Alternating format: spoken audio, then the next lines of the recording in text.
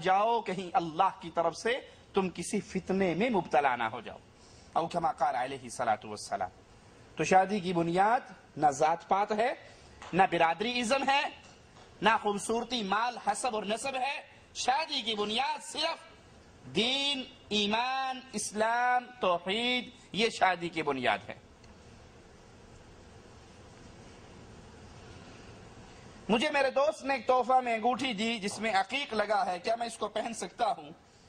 انگوٹھی میں کوئی پتھر لگا ہوا ہو اور انسان بطور زینت پہننا چاہے تو کوئی حرج نہیں انشاءاللہ، لیکن اگر اس کا عقیدہ اس پتھر سے منسلک ہو کہ یہ پتھر پہننے سے بواسیر ختم ہو جاتی ہے، یہ پتھر پہننے سے بلڈ پریشر ختم ہو جاتا ہے، یہ انگوٹھی جو ہے یہ ہم نے بابا حجویری کے عورت سے لی تھی، یہ پہننے سے ہر طرح کی مصیبت ختم ہو جاتی ہے، تو پتھروں پہ اعتقاد رکھنے والا انسان مشرک ہے۔ پتھروں کا سردار حجر اسود ہے۔ امیر المؤمنین عمر ابن خطاب رضی اللہ عنہ وارضا اس حجر اسود کے سامنے آتے ہیں اور چومنے سے پہلے کہتے ہیں میں جانتا ہوں تو ایک پتھر ہے، نفع اور نقصان تیرے ہاتھ میں نہیں، چومتا کیوں ہوں؟ کیونکہ میں نے محمد رسول اللہ صلی اللہ علیہ وسلم کو تجھے چومتے ہوئے دیکھا۔ ستاروں میں عقیدے رکھنے والے، پتھروں میں عقیدے رکھنے والے یہ اہل ایمان نہیں ہے بلکہ یہ اہل شرک ہیں۔ کسی پتھر میں، کسی انگوٹھی میں، کسی کڑے میں، کسی چھلے میں، کسی دربار کی مٹی میں، کسی تعویذ میں، کسی منکے میں، کسی سپی میں کوئی صلاحیت اور کردار نہیں ہے۔ رسول اللہ صلی اللہ علیہ وسلم نے ایک صحابی کو دیکھا جس نے پیتل کا ایک چھلا پہنا ہوا۔ پوچھتے ہیں یہ کیا ہے؟ صحابی کہتے ہیں یا رسول اللہ صلی اللہ علیہ وسلم وہ ہے نا ایک بیماری ہے جس سے بچنے کے لیے میں نے یہ پہنا ہے۔ آپ نے فرمایا انزعها فإنها لا تزيدك إلا وهنا، اس پتھر کو اتار کر پھینک دو، یہ تمہاری بیماری میں بسبب شرک اضافہ کرے گا، کوئی کمی۔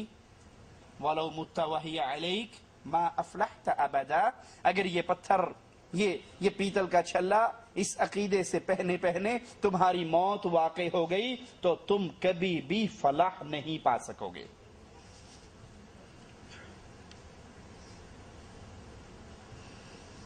اہل حدیث، اہل سنت یا بریلوی کی تعلیم کیا نبی پاک نے دی؟ اگر نہیں تو ہم لوگ اس طرح کی تقسیم میں کیوں پڑے ہیں؟ رسول اللہ صلی اللہ علیہ وسلم نے ہمیں تعلیم دی ایک راستے پر چلنے کی، اور وہ راستہ صراط مستقیم، جس کی وضاحت خود رسول اللہ صلی اللہ علیہ وسلم نے فرمائی۔ اللہ کے نبی علیہ الصلوۃ والسلام فرماتے ہیں میری امت کی 73 فرقے ہوں گے، لمبی حدیث ہے، 72 جہنم میں جائیں گے اور ایک جنت میں جائے گا۔ وہ جنت میں جانے والا ایک کون ہے؟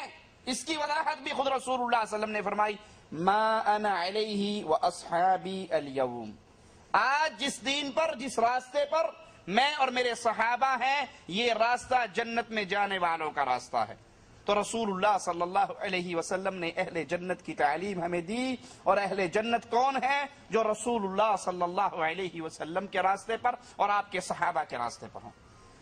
جب تک مسلمانوں کے اندر گمراہ فرقے نہیں پیدا ہوئے، مسلمان کے نام سے بھی پہچانے جاتے، صحابہ کرام کے اندر انصار کا گروہ بھی، مہاجرین کے نام سے بھی، لیکن جب مسلمانوں میں اسلام کا نام لینے والے گمراہ فرقوں کا وجود شروع ہوا، شیعہ پیدا ہوئے اور گمراہ فرقے پیدا ہوئے، تو پھر تمیز کروانے کے لیے ضروری ہوا کہ بتایا جائے یہ مسلمان اہل سنت ہیں، یہ مسلمان اہل سنت ہیں جو رسول اللہ صلی اللہ علیہ وسلم کی احادیث، آپ کی سنت اور آپ کی شریعت پہ قائم ہیں، اور یہ وہ مسلمان ہیں جو اہل سنت سے خارج ہیں، گمراہ فرقے ہیں، کلمہ پڑھتے ہیں، نام اسلام کا لیتے ہیں، لیکن ان کے عقائد اللہ، اس کے رسول صلی اللہ علیہ وسلم کے بتائے ہوئے عقائد نہیں، بلکہ یہ عقائد ان سے مختلف ہیں۔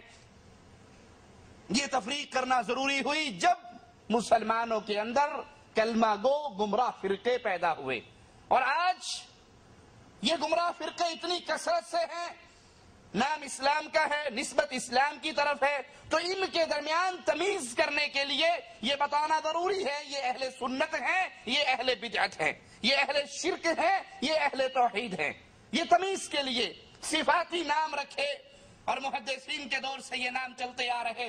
احمد بن حنبل رحمہ اللہ اسی حدیث کی تشریح کرتے ہوئے کہتے ہیں کہ جو جنت میں جانے والا گروہ جس کی طرف نشان رسول اللہ صلی اللہ علیہ وسلم نے نشاندہی کی، اگر یہ اہل حدیث نہیں تو پھر میں نہیں جانتا کہ وہ جنت میں جانے والا گروہ کون سا ہے۔ تو یہ تعارف خود رسول اللہ صلی اللہ علیہ وسلم نے کروایا کہ جنت میں وہ جائے گا جس پر میں اور میرے صحابہ ہیں۔ اب اللہ کے نبی اور آپ کے صحابہ جس راستے پر تھے، یہ اہل سنت اس راستے پر قائم ہیں، اہل حدیث اس راستے پر قائم ہیں۔ اہل سنت سنت والے، اہل حدیث حدیث والے۔ اللہ نے قرآن کو بھی حدیث کہا ہے، فَبِأَيِّ حَدِيثٍ بَعْدَهُ يُؤْمِنُونَ، محمد کریم صلی اللہ علیہ وسلم کے فرمان کو بھی حدیث کہا ہے۔ تو قرآن اور حدیث کو تھامنے والوں کو اہل سنت اور اہل حدیث کہا جاتا ہے۔ اس کے علاوہ جو باقی گروہ ہیں، جو باقی فرقے ہیں، جو قبر پرستی کی دعوت دیتے ہیں، جو شرک کی دعوت دیتے ہیں، وہ ان سے تمیز کرنے کے لیے، ان سے علیحدگی کے لیے ضروری ہے کہ ہم یہ وضاحت کریں کہ ہم وہ مسلمان ہیں جو قرآن اور حدیث کو تھامنے والے ہیں۔ شیعہ سنی کے عقائد کیسے مل جائیں؟ کیا آپ نے اس کی کوشش کی؟ زمین اور آسمان کیسے مل جائیں؟ کبھی آپ نے اس کی کوشش کی؟ ایک زمین ہے، ایک آسمان ہے، دونوں کے اندر بہت بڑا فرق ہے۔ ایک وہ ہیں جو کہتے ہیں اللہ اکیلا ہے، ایک وہ ہیں جو کہتے ہیں اللہ اکیلا ہے، ایک وہ ہیں جو کہتے ہیں کہ اللہ اور علی میں اتنا ہی فرق ہے جتنا آدمی شیشے کے سامنے کھڑا ہو، اسے شیشے میں اپنا عکس نظر آئے، ادھر اللہ ہے اور ادھر علی اس کا عکس ہے۔ یہ دونوں کیسے مل سکتے ہیں؟ ادھر ایک ہیں جو کہتے ہیں اللہ کی کتاب قرآن سچی اور آخری کتاب ہے، لا ریب فی، اس میں کوئی شک نہیں ہے، اور ادھر وہ ہیں جو کہتے ہیں یہ تبدیل شدہ کتاب ہے، اصل قرآن کے اندر تو 17,000 آیات ہیں۔ یہ کیسے مل سکتے ہیں؟ ادھر ایک ہے جو کہتے ہیں نبی کے صحابہ کائنات کی افضل ترین ہستیاں ہیں، اور ادھر ایک ہے جو کہتے ہیں کہ نبی کی وفات کے بعد سوائے 3 کے نعوذ باللہ یا 4 کے یا ایک روایت میں 7 کے سارے کافر اور مرتد ہو گئے تھے۔ یہ کیسے مل سکتے ہیں؟ اہل سنت قرآن کو حقیقی مانتے ہیں، اہل سنت اللہ کو اکیلا مانتے ہیں، علی کو اللہ کا بندہ مانتے ہیں، علی کو اللہ کا عکس نہیں مانتے۔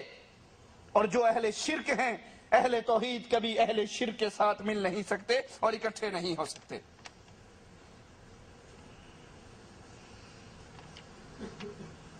فجر کی نماز اگر کوئی ہمیشہ ترک کرتا ہے اور ظہر سے پہلے پڑھتا ہے تو اس کا کیا حکم ہے؟